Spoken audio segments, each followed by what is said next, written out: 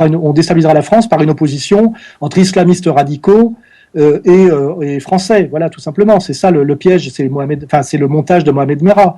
Mais l'opposition chiite-sunnite en France n'est pas pertinente, parce que je vous dis, il n'y a pas de chiites en France, ils sont très très très très minoritaires, donc on ne fera pas péter la France là-dessus. Par contre, il y a une montée de peur de l'islam en France qui s'appuie sur une base réelle qui est l'immigration, et après sur une instrumentalisation qui est la production de la fantasmagorie de l'islamisme radical généralisé.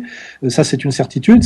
J'essaie de lutter contre ça sans mentir. Je combats quand même, je défends quand même, je dirais, la nation française dans sa culture, etc.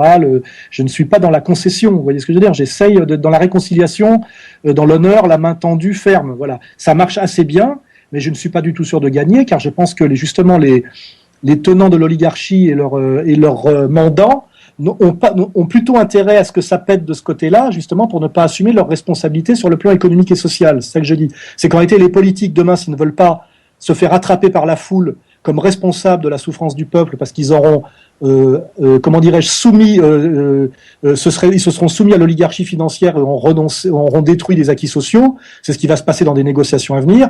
Et ben, ils ont intérêt, pour se sauver eux-mêmes quelque part, à dévier la colère contre l'islamisme, etc. Et c'est là qu'on verra sans doute des attentats sous faux drapeau et des choses comme ça, qui sont très faciles à organiser.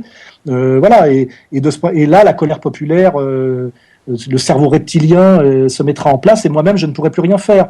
Donc moi, je fais un travail qui est un travail moral. Je fais ce que je dois faire. Je ne pense pas du tout que je vais gagner. Je ne me pose même pas la question. Je fais ce que je dois faire. D'une certaine manière, je suis un mystique authentique.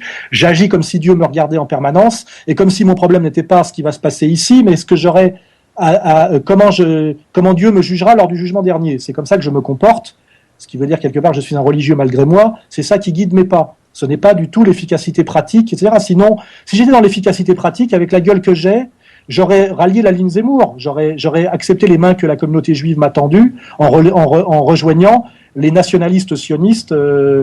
C'est une main qui m'a été tendue pendant très longtemps. Voilà. Et je l'ai refusée pour des raisons morales, parce que j'estimais que j'étais contre la diabolisation des musulmans, parce que j'estimais qu'elle était injuste et mensongère. Voilà. Et je suis pas pour faire une analyse d'intellectuel authentique et dire le problème vient de la dérive, comment dirais-je, du capitalisme financier mondialiste, voilà, et que ce ne sont pas les musulmans